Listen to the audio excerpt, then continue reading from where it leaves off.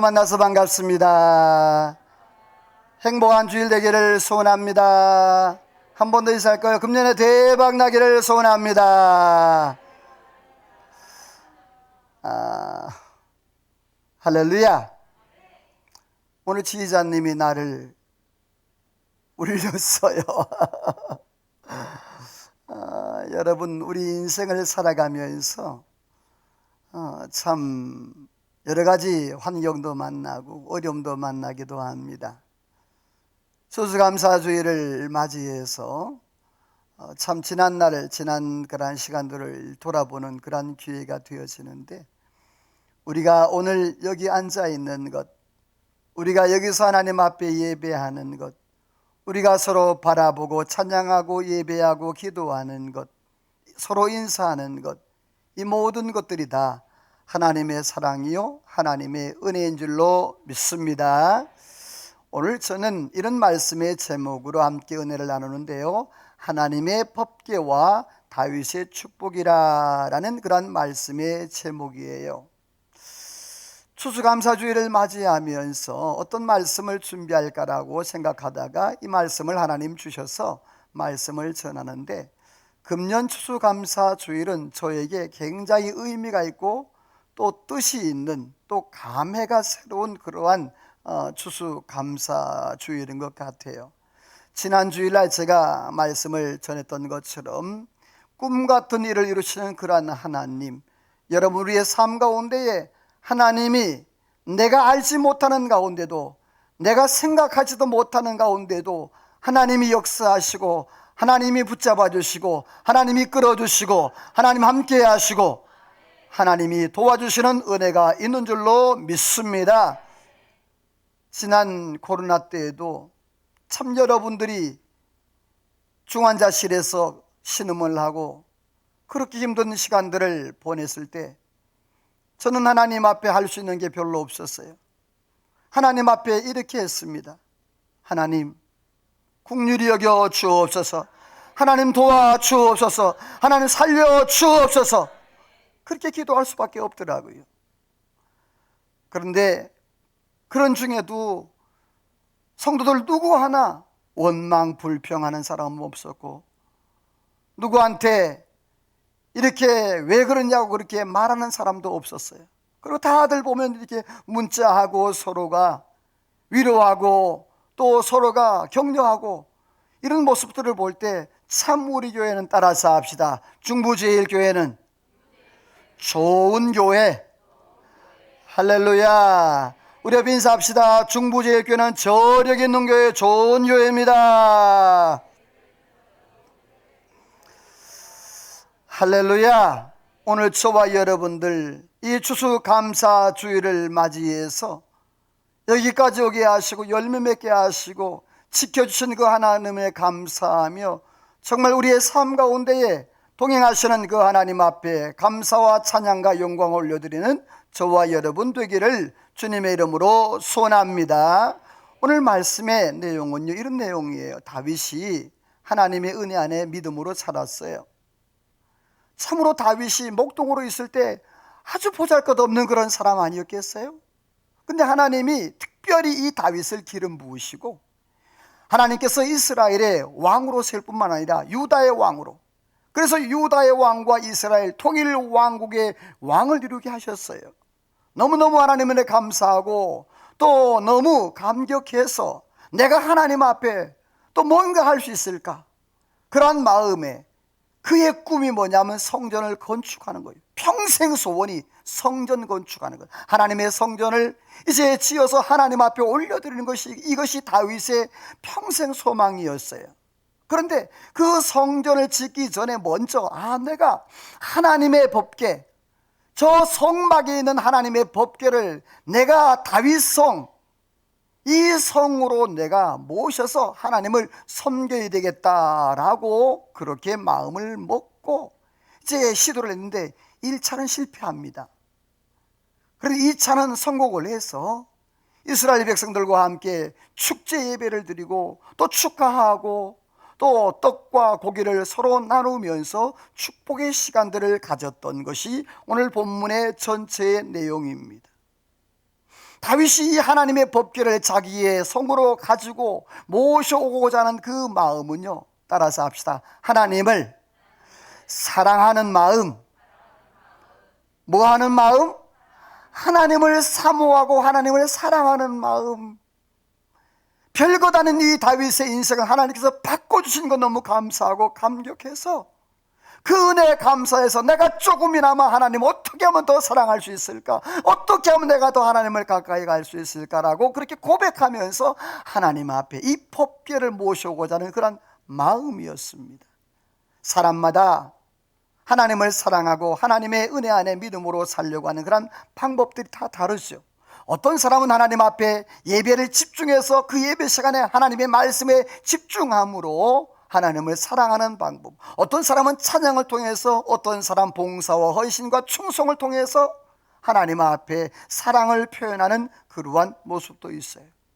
그러나 다윗은요, 하나님을 가까이 하는 것이, 그것이 하나님을 사랑하는 그러한 방법이었던 거예요. 하나님을 가까이 하는 방법이 뭐냐 하면 바로 하나님의 법궤를 내 옆에, 내 성 옆에, 그 성 안에 모셔서 하나님과 아름다운 교통을 나눈 것이 바로 이게 다윗의 마음이었어요. 자, 그렇다면 이 다윗이 사랑했던 법궤는 과연 어떤 것이었을까? 무엇이었을까? 우리 성경을 같이 한번 읽어볼까요? 같이 읽어봅니다. 미안해요, 성경이 아니었네요. 이게 뭐냐 하면 이스라엘 백성들 하나님께서 약 BC 1400년에 하나님께서 모세를 통하여서 이 시딤나무 조각목을 통해서 하나님께서 법궤를 만들라고 말씀을 했어요. 그런데 그 조각목을 보게 되어지면 아주 볼품이 없어요. 우리나라로 말하면요, 시딤나무 혹은 아카시아 나무라고 그래요. 자, 볼까요? 굉장히 가냘프면서도 뭐가 있죠? 가시가 있는 거예요. 이걸로 뭘 만들겠어요? 근데 하나님께서 꼭 하나님이 설계하신 거예요. 성경에 보게 되어지면 노아 방주가 나오잖아요. 모세의 갈대 상자가 나오잖아요. 또 법궤가 나오잖아요. 단어가 똑같아요. 원문이에요. 똑같은 단어도였어요. 자, 그럼 뭘 얘기하느냐 하면 노아의 방주, 모세의 그 갈대 상자, 그리고 이 법궤는 따라서 합시다. 예수 그리스도를 상징한다. 자, 구원자 누구를 상징한다고요? 예수 그리스도를 상징을 하는 거예요. 하나님께서 이 모세에게 시내산 광야에서 하나님이 직접 설계하시고 직접 말씀하셔서 모세에게 명령하십니다. 이 법궤를 만들라고요. 근데 무슨 나무로 만들라고요? 이 조각나무, 시딤나무, 아카시아 나무로 만들라는 거예요. 자, 그런데 이 아카시아 나무 참으로 다루기도 어렵고 또 이것을 어떻게 만들기가 참 어려운 나무예요. 가시를 다 뽑아내고 잘라내고 조각을 내야 되고, 여러분, 오늘 저와 여러분 삶 가운데 마음속에 가시 같은 것들, 거칠은 것들이 되면 다 하나님의 말씀으로 다 잘라내고 도려내기를 주의 이름으로 축원합니다. 그래야 하나님의 법궤, 하나님의 도구가 될 수가 있는 거예요. 내 자존심과 내 자아가 살아있고 내 교만이 살아있으면 하나님의 도구가 될 수가 없는 거예요. 하나님 많은 나무, 그 많은 나무 가운데 하필이면 이 조각목, 아무짝에 쓸모없는 이 조각목을 통하여서 하나님이 하나님의 법궤를 만들려고 그러는 거예요. 그런데 이 조각목을 다 만든 다음에 거기에다가 금을 다 치는 거예요. 아주 얇게 펴서 그 조각목으로 만든 법궤에다가 씌우는 거예요. 씌우게 되면 이런 모양이 나와요. 여기서 말하는 금은요, 바로 말씀을 의미해요. 여러분, 오늘 저와 여러분 못난 모습, 교만한 모습 다 하나님의 말씀으로 다 쳐서 다 하나님의 법궤로 만들어 오늘 저와 여러분의 삶에 하나님의 말씀으로 가득 채워지고 다 싸서 하나님 앞에 영광 돌릴 수 있는 저와 여러분 되기를 주의 이름으로 축원합니다. 할렐루야. 내 모습 그대로는 하나님 앞에 나갈 수가 없는 거예요. 아무리 조각목으로 잘랐을지라도 말씀이 둘러싸지 아니하면 하나님 앞에 나갈 수가 없는 거예요. 이 법궤의 이름은 증거궤, 언약궤, 또 여호와의 궤라고 했는데 이 법궤의 크기는 그렇게 크지가 않아요. 가로가 1m 12. 자, 그러면 요 앞에 있는 산과 비슷하겠죠? 또 세로하고 높이가 똑같아요. 약 한 67cm, 그러니까 70cm, 요 정도밖에 되지를 않는 거예요. 근데 그 법궤가 뭐 그렇게 귀하다고.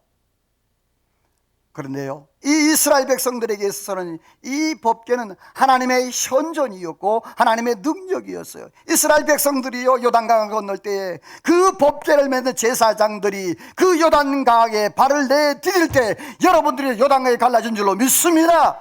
사랑하는 성도 여러분요, 하나님의 말씀이 법궤가 여러분이 메고 갈 때 여러분의 모든 문제가 해결되기를 주의 이름으로 축원합니다.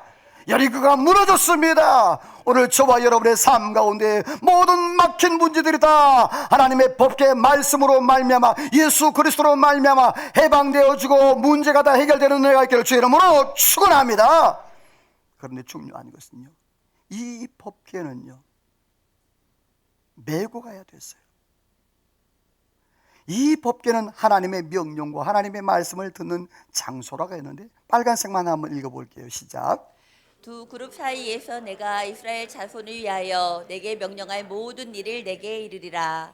수송아지의 피를 가져다가 손가락으로 속죄소 동쪽에 뿌리고. 자, 여기서 말하는 것은요, 이스라엘 백성에게 법궤는 뭐냐? 하나님의 명령을 듣는 장소, 어떻게 해야 될지, 그리고 속죄하는 장소. 1년에 한 번 지성소에 있는 이 법궤를 볼 수 있는 것은 대제사장밖에 못 들어갑니다. 딱 1년에 한 번. 그래서 그 속죄소에 가서 하나님 앞에 제물을 드리면서 그 제단 불에다가 그렇게 피를 바르고 그렇게 속죄를 하는 그러한 일들을 대제사장들이 했습니다. 뿐만 아닙니다. 또 빨간색만 읽어볼까요? 시작. 이스라엘 장로들과 함께 여호와의 궤 앞에서 땅에 엎드려 머리에 티끌을 뒤집어 쓰고 저물도록 자, 이 있다가. 내용은 뭐냐 하면 이스라엘 백성들이 여리고성을 함락을 했습니다. 정복을 했습니다. 양양하고 아주 하늘을 찌를 것 같았습니다. 그런데 아이성을 가는데 교만했습니다. 이스라엘 백성이 다 올라가야 되는 3,000명만 올라가면 됩니다라고 그렇게 교만을 떴습니다. 여러분, 그런데 문제는 여리고성과 다르게 이 아이성에서는 아주 조그만 성이었는데 판판이 패배하고 거기서 눈물을 흘립니다. 하나님 어찌하시렵니까? 라고 여호수아가 궤 앞에서 땅에 엎드려 하나님 앞에 기도하는 거예요. 여러분들이요, 오늘 저와 여러분의 실패와 아픔과 어려움들일 때 여러분이요 하나님의 법궤 앞에 나와 주님 앞에 무릎 꿇기를 주의 이름으로 축원합니다. 이 여호수아가 문제가 있을 때, 모세가 문제가 있을 때, 많은 믿음의 사람들, 선지자들이 문제가 있을 때 하나님의 궤 앞에 나와서 하나님 앞에 기도하며 믿음으로 나아갔던 모습이, 교만의 대가가 얼마나 아프고 교만의 대가가 얼마나 힘든지 알았습니다. 자, 그렇다면 이 법궤 안에 무엇이 들었을까요? 세 가지가 들었는데요. 자, 뭐 같아요? 앞에 그림 보시면, 자, 하나는 만나 항아리, 또 하나는 아론의 쌍난 지팡이, 또 하나는 두 돌판, 십계명이에요. 자, 그런데 여기서 두 돌판 십계명은 말씀이신 예수 그리스도를 상징하고요, 만나 항아리는 생명의 떡 대신 예수 그리스도를 상징합니다. 쌍난 지팡이는 예수 그리스도의 부활을 의미합니다. 자, 그러면 법궤 자체가 누구를 상징한다? 예수 그리스도를 상징하는, 구약에 예수 그리스도께서 그 예표로, 예수 그리스도를 예표로 법궤를 주셨는데 이스라엘 백성들이 그 법궤에 대해서 잘 깨달지 못하고 하나님의 은혜를 잘 깨달지 못하는, 그래서 말라기 지나면서 400년 동안 영적 암흑기가 옵니다. 깨달지 못하는 백성들에게 하나님께서 직접 예수 그리스도 이 땅에 보내시는데, 빨간색만 읽어봅니다. 시작. 말씀이 육신이 되어 우리 가운데 거하심에 나는 곧 길이요 진리요 생명이니. 자, 예수님께서 말씀이 육신이 되어 오셨다고 그랬어요. 말씀이란 말은 창조주란 말입니다. 전능하신 하나님이라. 할렐루야. 그 하나님이 육신을 입고 천하디 천한 인간의 몸을 입고 이 땅에 오셨다는 거예요. 그 예수 그리스도께서 이 땅에 오셔서 하신 일이 뭐냐면 내가 곧 길이요 진리요 생명이니 나로 말미암지 않고는 아버지께로 올 자가 있다 없다. 여러분, 우리의 인생에 예수 그리스도가 길이 된 줄로 믿습니다. 예수 그리스도가 생명인 줄로 믿습니다. 오늘 저와 여러분이요 그 예수 그리스도로 말미암아 저와 여러분들 믿음으로 날마다 승리하는 은혜가 있기를 주의 이름으로 축원합니다. 히브리서에서는 이렇게 말씀을 하고 있어요. 우리 같이 빨간색만 읽어볼게요. 시작. 그리스도께서는 장래의 좋은 일의 대사장으로 오사 오직 자기의 피로 영원한 속죄를 이루사 단번에 성소에 들어가셨느니라. 자, 예수님께서 장래일의 좋은 일의 대제사장으로, 자, 구약시대 때 제사장들은요 날마다 죄를 지을 때마다 날마다 절기마다 동물을 잡고 피를 내서 그렇게 하나님 앞에 속죄제 번제를 드려야 했어요. 그러나 따라서 합시다. 예수 그리스도는 단번에 영원한 속죄를 이루셨다. 할렐루야. 여러분, 예수 그리스도의 십자가에서 내 과거의 죄, 현재의 죄, 미래의 죄까지 다 속량한 줄로 믿으시면 아멘. 할렐루야. 여러분이 죄 가운데 갇히지 않기를 주의 이름으로 축원합니다. 원수마귀의 사단은 자꾸만 우리의 마음에, 우리의 양심에 죄 문제를 자꾸 지적을 합니다. 여러분, 그거는 율법입니다. 복음은 여러분이요 죄에 갇히지 않습니다. 여러분이요 예수 안에서 자유와 해방과 기쁨을 누리기를 주의 이름으로 축원합니다. 이게 진짜 복음이라는 거예요. 그렇습니다. 예수 그리스도는 우리 죄를 위해서 십자가에 죽으시고 새롭고 산 길을 열어주셨다고 했습니다. 자, 그렇다면 오늘 본문에 이 법궤를 모신 사람들이 나오는데 과연 어떤 사람들이 나오는가? 세 사람이 나오는데 이 법궤는 하나님의 능력과 권세고 또 이 법궤가 가는 곳마다 하나님의 역사들이 일어났습니다. 그런데 사사시대를 접어들면서 이스라엘 백성들이 다 자기 생각대로 살았어요. 여러분, 좀 시간 가지만 사사기 21장 25절을 한번 찾아볼까요? 사사기 21장 25절 말씀이에요. 사사기 21장 25절 찾으면 아멘. 사사기서 21장 25절 같이 읽어볼까요? 시작. 이스라엘의 왕이 없으므로 사람이 각기 자기의 소견대로, 자, 누구 소견대로? 자기 소견대로 각기 행했다 그랬습니다. 이 말은 뭐냐 하면 말씀이 중심이 아니라 누구 생각, 자기 의지, 자기 경험대로, 그래서 하나님의 말씀인 법궤가 중심이 되지 않았어요. 자기의 삶과 자기의 환경, 자기의 생각, 자기의 의지대로. 여러분들, 우리 중부재교 성도 여러분들이요, 말씀이 내 삶의 중심 되기를 주의 이름으로 축원합니다. 아멘. 옆에 뭔가 축복하세요. 제발 부탁입니다. 말씀이 중심 되기를 소원합니다.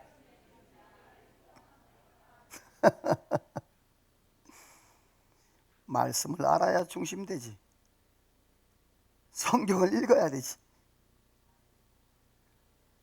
여러분, 오늘 저와 여러분 장식용 성경 되지 마시고 하나님의 말씀이 내 영혼과 내 삶 가운데, 내 마음 가운데 아로새겨서 그 말씀이 생명이 되고 그 말씀이 능력이 되고 그 말씀이 권세가 되고, 할렐루야, 말씀으로 살아가는 은혜가 있기를 주의 이름으로 축원합니다.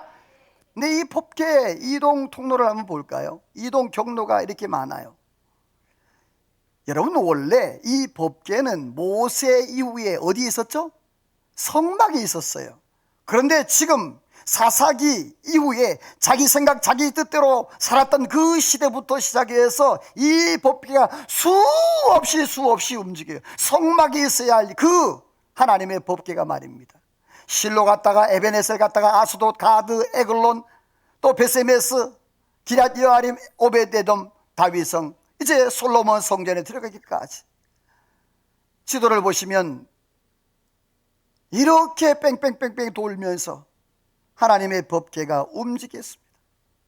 여러분, 이렇게 법궤가 움직이게 된 그러한 동기가 있어요. 특별히 홈리와 비누아스 시대, 엘리 제사장의 아들, 그 홈리와 비누아스가 블레셋과 전쟁을 하잖아요. 그런데 이겼어요, 졌어요? 자, 홈리와 비누아스가 블레셋하고 전쟁했을 때 이겼어요, 졌어요? 졌잖아요. 그러니까 그들이 하나님의 법궤를 가지고 나가게 되어지면 이기겠다라고 생각을 했던 거죠. 자, 그것이 바로 에벤에셀 전쟁이었어요. 그 작은 것이 보이는지 모르겠어요. 자, 그 에벤에셀 그 전쟁에서 그들이 아벡에서 이제 전쟁을 하게 되는데, 전쟁을 했을 때에 그들이 패함으로 해서 뭘 뺏겼다 그랬습니까? 법궤를 빼앗겼습니다. 자, 중요합니다. 하나님의 성막과 법궤는 같이 있어야 돼요, 따로 있어야 돼요? 같이 있어야 됩니다. 여러분 기억하세요. 잘 들으세요. 오늘 저와 여러분의 삶 가운데 나와 말씀이, 나와 예수 그리스도가 함께 있기를 주의 이름으로 축원합니다. 그래야 사는 거예요. 그런데 이스라엘 백성들은요, 그때부터 분리가 되는 거예요. 하나님의 성막과 그 법궤, 말씀인 법궤, 예수 그리스도의 상징인 그 법궤가 그렇게 분리가 되어버린 거예요. 여러분, 그래서 하나님의 법궤가 이제 아스도스로, 가드로, 에글로로 전리품인 줄 알고 그 블레셋 사람들이 가져갔는데, 전리품이 아니라 이게 문제 덩어리가 된 거예요. 골치 덩어리가. 자, 어떤 일이 일어난 줄 아세요? 보세요. 이게 뭐죠? 하나님의 법궤를 다곤 신당, 저 위에 법궤예요. 신당에 딱 갖다 놨더니 다곤 신이 어떻게 돼요? 넘어져서 목이 부러지고, 그 이튿날 보니까 다리가, 발이 다 부러져 있는 거예요. 기가 막힌 거죠. 자기들이 신처럼 받들은 저 다곤 신상이 저렇게 다 부러져 버리는 그러한 역사들을, 대참사가 일어나는 거예요. 자, 결국에 그들이 이제 하나님의 법궤를 돌려보냅니다. 어디로 돌려보내느냐 하면 벳세메스에서, 여러분 아시죠? 소 있죠? 기억나시죠? 그래서 그 소가 벳세메스를 향해서 오게 되어집니다. 그런데 그 밑에 작은 것이 보일지 모르겠어요? 이스라엘 백성들이 하나님의 법궤를 들여다봄으로 인해서 몇 명이 죽었어요? 5만 70명이 죽어버렸어요. 야, 블레셋 사람들이 이 법궤를 우리가 감당하지 못하겠다 하고 이스라엘로 보내는데 중요한 것은 그것을 받는 사람들이 기가 막히게 그걸 들여다본다. 자, 문제는 여기서부터 시작되는 거예요. 그들이 그걸 들여다봤다 그랬어요. 그래서 그 5만 70명의 죽임을 당하게 되는데, 그래서 결국에 기럇 여아림 아비나답의 집에 그 법궤가 들어가요. 우리 성경 빨간색만 시작. 기럇 여아림의 사람들이 아비나답의 집에 들여놓고, 자, 기럇 여아림 사람들이 아비나답의 집에 들여놨는데, 근데 중요한 것은 그 아비나답의 집에 이 법궤가 70년 있습니다. 몇 년요? 70년 동안 있어요. 근데 중요한 것은요, 이 아비나답의 집에 70년의 성경에 단 한 구절, 단 단어 하나라도 복이 임했다, 복을 받았다는 구절이 하나도 없어요. 여러분 기가 막히지 않습니까? 70년 동안. 여러분 잘 보십시오. 잘 기억하세요.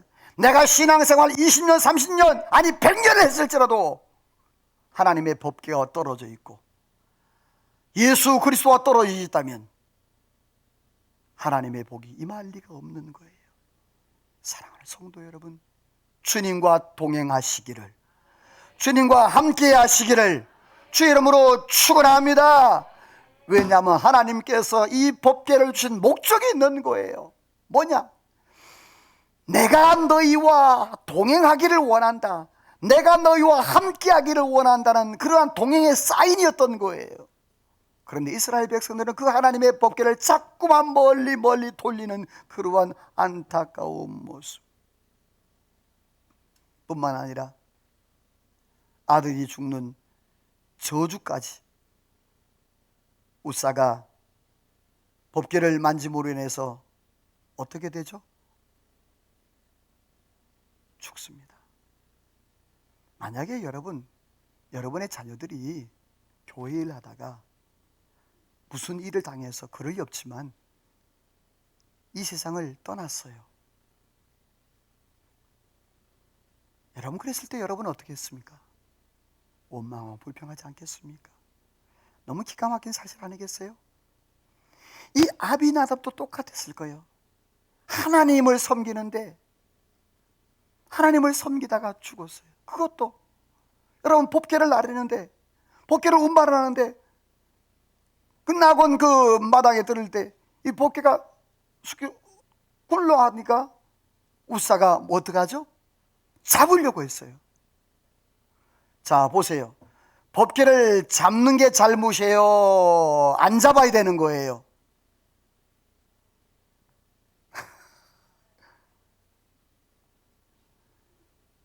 자 여기서 여러분 딜레마가 있는 거예요. 잡아야 된다. 어떻게 하나님의 법궤가 쓰러지면 다 그 안에 쏟아지고 다 난리가 날 텐데, 그렇죠? 그런데 여러분 보세요. 하나님께서 어떻게 하셨는지 빨간색만 시작. 우사가 손을 들어 하나님의 궤를 붙들었더니 그가 거기 하나님의 궤 곁에서 죽으니라. 자, 그 넘어지는 것을 잡았더니 우사가 어떻게 했습니까? 죽어버렸어요. 하나님이 죽였어요. 홈리와 비누아스 우사의 죽음은요 부모의 책임도 있습니다. 교육하지 못했기 때문입니다. 말씀의 교육이 부재했습니다. 성경 말씀을 제대로 알지 못했기 때문입니다. 왜요? 같이 읽어봅니다. 빨간색만 시작. 성물을 만지지 말라 그들이 죽으리라. 잠시라도 들어가서 성소를 보지 말라 그들이 죽으리라. 자, 이 말씀만 가르쳐서도 만졌을까 안 만졌을까? 안 만졌어요. 왜? 만지면 죽으니까. 들여다보면 죽으니까. 여러분이 신명기 6장 6절 7절 말씀에 보면 내가 오늘 내게 말 너는 마음은 내 말씀을 마음에 새기고 따라서 합시다. 내 자녀에게 부지런히 가르치라. 할렐루야. 이게 자녀를 살리는 길입니다. 믿으시면 아멘. 여러분이 자녀들에게 하나님의 말씀을 가르치기를 주의 이름으로 축원합니다. 이게 자녀 살리는 길이요. 그런데 중요한 것은 먼저 내 마음에 하나님의 말씀을 새기라 그랬어요. 이 말은 네가 먼저 해란 말입니다. 부모가 예배 제대로 드리지 아니하고 부모가 제대로 말씀도 읽지 아니하고 부모가 제대로 하나님 앞에 헌신 충성하지 않으면서 너는 예배 드리라, 너는 말씀 읽어라, 너는 하나님 앞에 일을 해라. 여러분 이게 되겠습니까? 부모가 먼저 말씀 있는 모습을 보여주고 부모가 먼저 기도하는 모습을 보여주고 아멘을 안 하는 거 봐요. 할렐루야. 부모가 먼저 기도하는 모습을 보여주고 부모가 먼저 성경 읽는 모습 보여주고 부모가 먼저 헌신하는 모습 보여주고 여러분이요 모델 아이들은 보는 대로 배웁니다. 사랑하는 성도 여러분, 부모가 먼저 해야 되는데 이 홈리와 비누아스 우사가 죽은 까닭은 부모 책임도 있는 거예요. 가르치지 않았기 때문에 그러는 거예요. 사랑하는 성도 여러분, 오늘 저와 여러분 우리의 자녀들 다음 세대를 믿음으로 세워가기를 주의 이름으로 축원합니다. 이게 사는 길이란 말이에요. 자, 두 번째 하나님의 법궤를 모신 사람이 있었어요. 바로 오벳 에돔의 집이에요. 빨간색만 읽어 시작. 가드 사람 오벳에돔의 집으로 메어 간지라. 자, 중요해요. 가드 사람을 중심으로 보세요.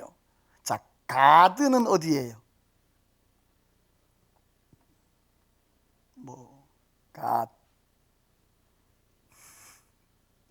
이 가드는요 블레셋 진영이에요. 자, 한번 두 개 읽어봅니다. 빨간색만 시작. 그의 이름은 골리앗이요 가드 사람이라. 도망하여 가드 왕 아기스에게로 가니. 자, 가드 사람 두 명이 나오죠. 누구 나와요? 골리앗 또 하나. 자, 골리앗은 블레셋의 뭐예요? 장군이에요. 그렇죠? 다윗이 물리쳤던. 자, 그리고 아기스는 블레셋의 왕입니다. 자, 그러면 가드는 지역이 어디예요? 블레셋이죠. 자, 그러면 오늘 성경에 아까 읽었던 가드 사람 누구? 오벳에돔. 자, 물어봅니다. 그러면 이 오벳에돔이 유대인일까요? 아니면 블레셋 사람 이방인일까요? 속았지롱. 네, 유대인입니다. 자, 왜냐하면 제가 이거 다 설명하려면 기니까 제가 그냥 기록해 놨어요. 자, 이름의 뜻이 뭐예요? 에돔의 예배자, 예배자. 이 가드 사람 그러는데 블레셋 가드가 아니고 레위지파 성읍 가드 림몬을 의미해요. 여호수아에서 보게 되어지면. 그래서 이 오벳 에돔은 고라 자손인데 성전 문지기를 했어요. 성전 문지기는 레위만 할 수 있는 거예요. 자, 그런데 골리앗이나 또 아까 누구? 아기스는 어디 사람? 블레셋. 그러니까 가드하고 가드 림몬이 다른 거예요. 엄격하게 얘기하면 오늘 이 오벳 에돔은 어디 사람이다? 가드 림몬. 안 보이죠?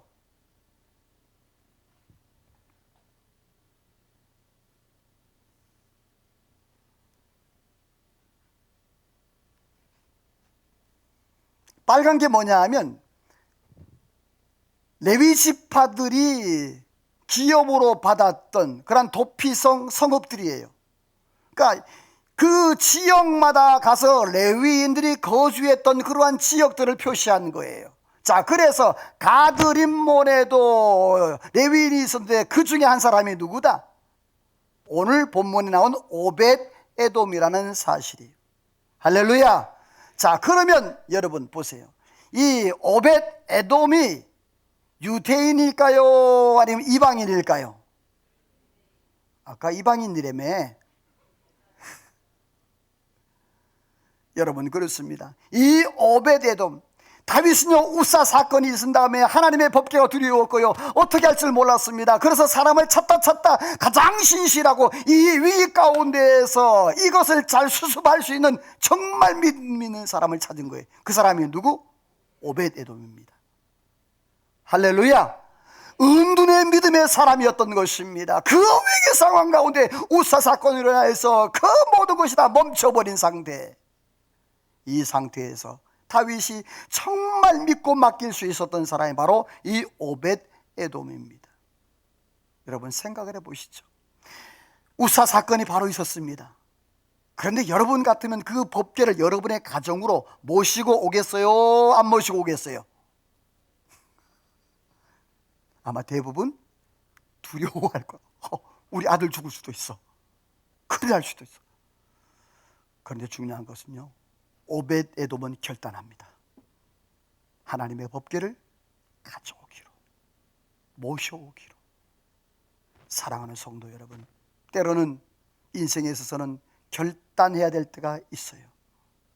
사랑하는 성도 여러분, 오늘 저와 여러분이 주님과 동행하는 결단이 있기를 주의 이름으로 축원합니다. 자, 그러면 이 오벳 에돔에게 하나님 어떻게 하셨을까? 같이 읽어봐요. 빨간 시작. 석 달이 있었는데 여호와께서 오벳에돔과 그의 온 집에 복을 주시니라. 자, 아까 아비나답이 하나님의 법궤를 몇십 년? 70년. 자, 오벳에돔은 몇 개월? 뭐가 달라요? 70년 동안 하나님의 법궤를 섬기고 하나님의 법궤를 관리하고 하나님의 법궤를 그렇게 보관했는데 여러분요, 복을 받았다는 그러한 단어가 하나도 나오지 않아요. 오히려 저주, 자기 아들이 죽어버리는. 그런데 중요한 것은요, 이 오벳 에돔은 단 3개월을 섬겼는데 그 복을, 하나님의 복을 받았더라. 할렐루야. 오늘 저와 여러분이요, 예수님을 제대로 믿기를 주의 이름으로 축원합니다. 하나님을 제대로 믿기를 주의 이름으로 축원합니다. 70년이 중요한 게 아닙니다. 오래 믿은 게 중요한 게 아니에요. 단 3개월짜리 아주 초신자라 할지라도 하나님을 제대로 믿게 되어지면 하나님의 복을 받아 누리는 은혜가 있는 줄로 믿습니다. 자, 그러면 오벳 에돔이 받은 복이 뭘까? 여러분이 정리하기 힘드니까 친절하게 제가 정리를 해놨어요. 자, 읽고 시작. 큰 인물이 나오게 하셨다. 자손들이 능력 있는 자들이 되었다. 62명의 자손을 얻게 되는 복을 받았다. 자, 이게 어디에 나와요? 역대상 26장 4절에서 8절 사이에 나와요. 세 가지의 복을 받았어요. 큰 인물이 그 집안에서 많이 나왔어요. 그리고 자손들이 능력 있고 재주가 있고 그 달란트가 많은 사람들이 나왔어요. 그런데 그 자녀들이 몇 명이었다? 많이도 낳네. 62명의 자녀를 얻는 그런 복을 받았어요. 사랑하는 성도 여러분, 단 몇 개월? 3개월. 여러분 한번 그렇게 믿어보지 않을래요? 내가 지금부터 3개월 제대로 믿어보겠다. 내가 아니 1년만 내가 제대로 믿어보겠다. 여러분이요, 그러면 여러분의 모든 저주가 물러가고 축복의 문이 열릴 줄로 믿습니다. 제대로 믿기를 주의 이름으로 축원합니다. 여러분 진정한 복이 뭔 줄 아십니까? 하나님 섬기는 것입니다. 하나님께 예배하는 것입니다. 하나님께 기도하는 것입니다. 하나님 앞에 찬송하는 것입니다. 이게 진정한 복입니다. 오늘 저와 여러분, 나에게 하나님 앞에 예배할 수 있는 기회를 주신 것, 내가 하나님 앞에 기도할 수 있는 기회를 주신 것, 내가 하나님을 찬양할 수 있는 기회를 주신 것, 내가 하나님을 섬길 수 있는 기회를 주신 것, 할렐루야! 내가 쓸고 닦든지 뭘 하든지 하나님이 내게 주신 그 은혜를 잊지 않기를 주의 이름으로 축원합니다. 마지막 세 번째로는요, 법궤를 모신 다윗의 집인데 빨간색 한번 읽어봅니다. 시작. 오베데돔의 집과 그의 모든 소유의 복을 주셨다 한지라. 여호와의 궤를 맨 사람들이 6걸음을 가매 소와 살찐 송아리띠로 제사를 드리고 다윗이 여호와 앞에서 힘을 다하여 춤을 추는데 그때 다윗이 배의 에봇을 입었더라. 자, 중요한 것은 이 다윗이 첫 번째 실패했지 않습니까? 다윗이 두려워 떨었어요. 그런데요, 이 다윗이 오벳에돔 집에 뭐가 임했다? 복이 임했다라는 소식을 들어요. 거기서 희망을 갖습니다. 아, 나도 하면 되겠구나라는 그러한 가능성, 아, 하나님이 좀 노여움을 푸셨구나라는 그러한 생각을 갖게 되는 거예요. 아까 제가 말씀드렸죠? 하나님께서 법궤를 주신 목적은 하나님과 백성들이 동행하는 것, 하나님이 함께하는 것을 보여주시기 위함이었다고 그랬어요. 그래서 이 법궤는 누구를 상징한다? 예수 그리스도를 상징한다 그랬어요. 교회의 목적이 무엇입니까? 친교하는 것, 교제하는 것 아닙니다. 이 자리에 함께 모여서 하나님을 찬양하고 하나님께 예배하고 할렐루야, 그리고 영혼 구원하는 것, 이게 교회의 목적인 줄로 믿으시면 아멘. 남전도회, 여전도회, 모든 셀, 모든 기관들이 다 이것이 바로 교회의 목적이고 목표라는 사실을 잊어서는 안 된다는 거예요. 사랑하는 성도 여러분, 오늘 저와 여러분의 삶 가운데에 다윗이 실패했던 그 실패를 돌아보며 어떻게 하면 다윗이 성공할 수 있었을까? 여러분 빨간색 한번 읽어볼까요? 같이 시작. 전에는 너희가 매지 아니하였으므로 우리 하나님 여호와께서 우리를 찢으셨으니 우리가 규례대로 그에게 구하지 아니하였음이라. 내 자손이 채 하나님의 궤를 깨어 어깨에 매니라. 자, 중요해. 저 보세요. 중요해요. 굉장히 중요해요. 자, 다윗이 따라서 합시다. 다윗은 깨닫는 지혜가 있었다. 여러분 깨닫는 지혜가 있기를 소원합니다. 깨닫지 못하는 사람은 백날 그 자리야. 아무리 노력해도 안 돼. 깨닫지 못하는 사람은. 오늘 다윗은요, 뭐가 잘못됐는지 깨달았어요. 전에는 너희가 뭐 하지 않았다? 자, 하나님의 법궤는 수레에 실는 것이다, 매는 것이다. 그래, 알은 거예요. 깨달은 거예요. 여러분, 신앙생활은요, 나를 부인하고 자기 십자가를 지고 가는 거예요. 신앙생활은 쉽게 하는 게 아닙니다. 법계는 술에 싫으면 얼마나 쉬워요. 차에 싫으면 얼마나 쉬워요. 그런데 법계는 뭐 하는 것이다? 매는 것이다. 다윗이 깨닫고 그렇게 하죠. 13절 하반절, 우리가 규례대로 그에게 구하지 아니했다. 그러므로 15절, 레위 자손이 처에 하나님의 계를 깨어 어떻게 했다? 어깨에 매였다. 할렐루야. 오늘 저와 여러분들이요, 하나님의 말씀대로 하나님의 방법대로 살아가기를 주의 이름으로 축원합니다. 이게 진리입니다. 하나님의 말씀대로 하나님의 방법대로 살아야 제대로 사는데, 그런데 지혜 있는 이 다윗이 급하게 서두르지 않습니다. 찬찬히 그렇게 합니다. 자, 아까 13절 다시 읽어볼까요? 시작. 여호와의 계를 맨 사람들이 6걸음을 가매 다윗이 소와 살찐 송아지로 제사를 드리고. 자, 이거 중요합니다. 자, 다윗이 그 법궤를 맨 사람들이 몇 걸음을? 한 걸음. 아주 신중하게 2걸음, 6걸음을 걸어요. 6이라는 숫자는 이 세상의 숫자입니다. 7이라는 숫자는 하나님의 숫자, 완전수입니다.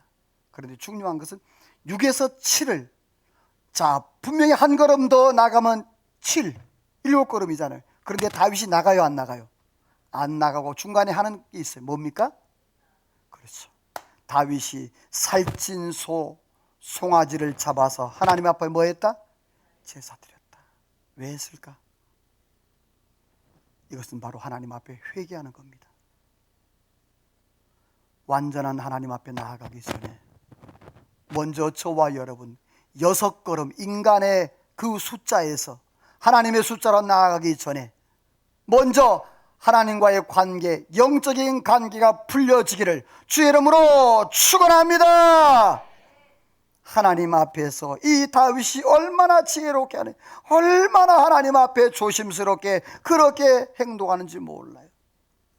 그런데 여러분 보세요. 14절 한번 읽어볼까요? 같이 읽어 시작. 다윗이 여호와 앞에 힘을 다하여 춤을 추는데 그때 다윗이 배에 못을 입었더라. 자, 하나님 앞에 춤을 추는. 그런데 멋이기 거시기가 다 벗어질 정도로 너무 기뻤죠. 사랑하는 성도 여러분, 얼마나 기뻤으면 이러한 기쁨이, 다윗의 기쁨이 저와 여러분의 삶에도 회복되는 은혜가 있기를 주의 이름으로 축원합니다. 모든 고통은 사라질지어다. 모든 슬픔은 사라질지어다. 사랑하는 성도 여러분이요, 예수 그리스도 이 법궤로 말미암아 우리의 삶의 모든 것이 회복되는 은혜가 있기를 주의 이름으로 축원합니다. 그런데 다윗은요, 백성들에게 이렇게 합니다. 우리 같이 읽어볼까요? 빨간색만 시작. 만군의 여호와의 이름으로 백성에게 축복하고 떡 한 개와 고기 한 조각과 건포도 떡 한 덩이씩 나누어 주매 모든 백성이 각기 집으로 돌아가니라. 다윗은요, 이 축제를 혼자 하지 않았어요. 백성들이 함께 했어요. 마이크가 이제 다 됐는가 보다. 사랑하는 성도 여러분, 이 다윗은요, 그 법궤가 하나님 앞에 들어오는 그때에 그것을 축제로 바꿉니다. 그리고 이스라엘 백성들이, 온 백성들이 모였을 때 그들에게 축복하고 그들에게 떡 한 덩이, 또 고기 하나, 또 건포로 해서 다 선물을 줍니다. 그래서 하나님께서 저에게 감동을 주셔가지고 오늘 선물을 드리는 겁니다. 하나님 주시고, 할렐루야. 사랑하는 성도 여러분, 오늘 저와 여러분들 하나님의 축복을 누리기를 주의 이름으로 축원합니다. 자, 19절을 같이 읽어봅니다. 시작. 모든 백성 곧 이스라엘 무리에게 남녀를 막론하고 떡 한 개와 고기 한 조각과 건포도 떡 한 덩이씩 나누어 주매 모든 백성이 각기 집으로 돌아가니라. 자, 그 다음 성경 시작. 이에 무 백성은 각각 그 집으로 돌아가고 다윗도 자기 집을 위하여 축복하려고 돌아갔더라. 자, 보세요. 하나님의 법궤를 안치하고 그리고 하나님 앞에 축제를 하는데요. 백성들에게 다 나누어 주었어요. 그리고 어떻게 하죠? 백성들도 다 집으로 돌려보내고 자기도 어떻게 했다? 집으로 갔어요. 그 다음이 중요하죠. 다윗이 뭘 했더라? 가족에게 축복했다 그랬어요. 여러분, 이 추수감사주일 하나님의 은혜와 사랑을 흘려보낼 수 있는 우리의 가족들과 우리의 이웃과 우리의 모든 자녀들에게 하나님의 은혜와 사랑을 흘려보내고 축복할 수 있는 은혜가 있기를 주 이름으로 축원합니다. 여러분, 그런데 중요한 것은요, 이러한 축복의 현장 가운데 저주를 받은 사람도 있었어요. 빨간색만 시작. 그러므로 사울의 딸 미갈이 죽는 날까지 그에게 자식이 없느니라. 누가 저주를 받았죠? 모든 사람, 다른 사람 다 축복을 받고 또 은혜를 나누고 그러는데 이 미갈은 다윗이 하나님 앞에 그 춤을 경박하게 춤을, 왕이 경박하게 춤을 춘다고 손가락질을 하면서 그렇게 비방을 했어요. 여러분, 오늘 조심해야 될 게 있습니다. 하나님 앞에서 하는 일을 절대로 비판하거나 비방하지 않기를 주 이름으로 소망합니다. 이게 굉장히 중요합니다.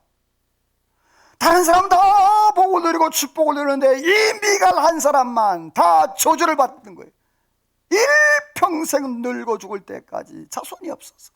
여러분, 요즘에야 그렇지 그때 당시에 자식이 없다는 것은 이거는 엄청난 저주였던 것이에요. 사랑하는 성도 여러분, 오늘 저와 여러분들이요, 겸손하기를 소원합니다. 온유하기를 소원합니다. 비판하지 말고 칭찬하기를 소원합니다. 우리의 삶 가운데 이 다윗도 실패의 삶을 살았었어요. 실패가 있었어요. 근데 중요한 것은요, 이 다윗이 지혜가 있었다는 거예요.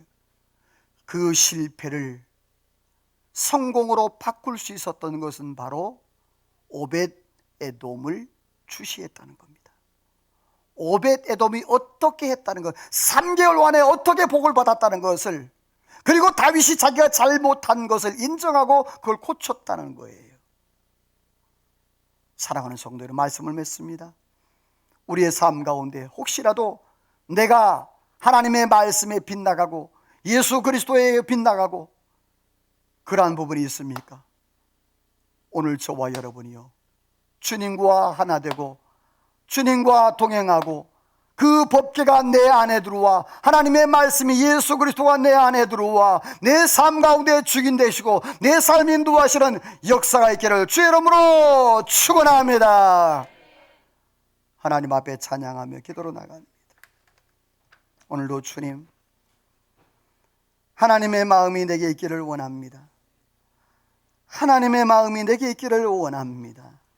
오늘도 주님, 다윗이 하나님 앞에 고백했던 것처럼 그러한 은혜를 더해달라고 말씀을 겨우 찬양으로 기도로 나갑니다.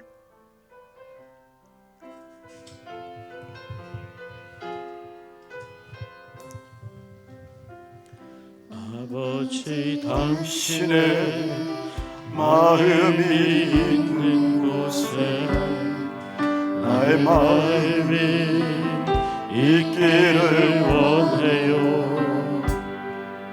아버지, 당신의 눈물이 고인 곳에 나의 눈물이 고이길 원해요. 아버지, 당신이 바라보는 영혼에게 나의 그 눈이 향하길 원해요. 아멘, 아멘. 아버지, 당신이 울고 있는 어두운 땅에 나의 구원을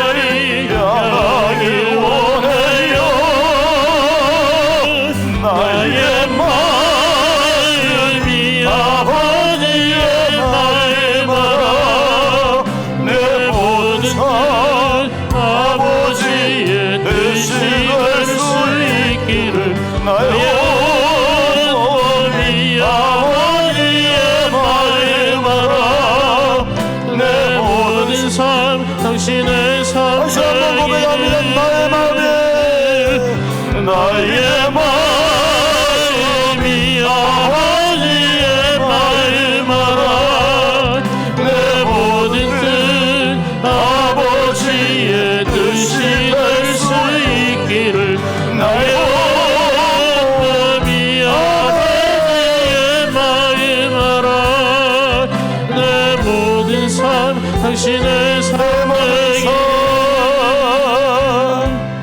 내 모든 삶 당신의 삶 되기를 기도합니다. 하나님 아버지, 오늘 우리의 삶 가운데에 하나님의 법궤와 다윗의 축복, 다윗도 실수했지만 그러나 다윗은 지혜가 있어서 자기의 실수를 고치고 회복하고,